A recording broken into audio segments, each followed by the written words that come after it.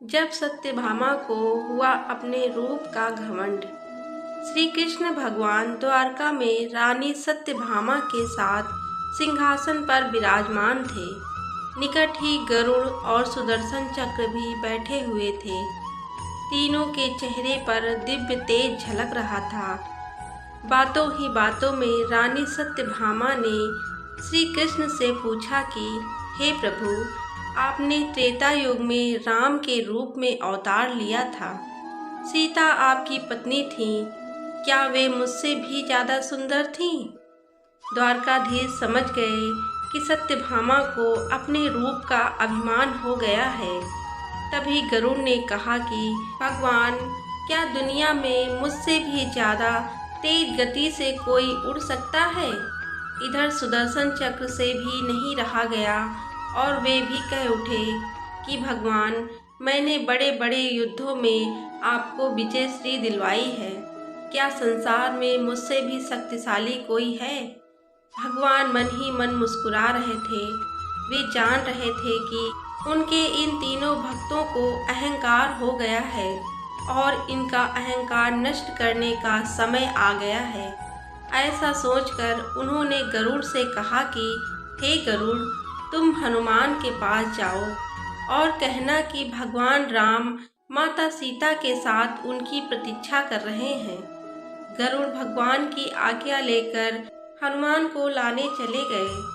इधर श्री कृष्ण ने सत्यभामा से कहा कि हे देवी, आप सीता के रूप में तैयार हो जाएं और स्वयं द्वारिकाधीश ने राम का रूप धारण कर लिया। मधुसूदन ने सुदर्शन चक्र को आज्ञा देते हुए कहा कि तुम महल के प्रवेश द्वार पर पहरा दो और ध्यान रहे कि मेरी आज्ञा के बिना महल में कोई प्रवेश न करे। भगवान की आज्ञा पाकर चक्र महल के प्रवेश द्वार पर तैनात हो गए। गरुड़ ने हनुमान के पास पहुंचकर कहा कि हे वानर श्रेष्ठ, भगवान राम माता सीता के साथ द्वारका में आपसे मिलने के लिए प्रतीक्षा कर रहे हैं। आप मेरे साथ चलें। मैं आपको अपनी पीठ पर बैठाकर शीघ्र ही वहां ले जाऊंगा। हनुमान ने विनय पूर्वक गरुड़ से कहा, आप चलिए, मैं आता हूँ। गरुड़ ने सोचा, पता नहीं यह बूढ़ा वानर कब तक पहुँचेगा। खैर, मैं अपने भगवान के पास चलता हूँ। यह सोचकर गरुड़ शीघ्रता से द्वारका की ओर उड़े।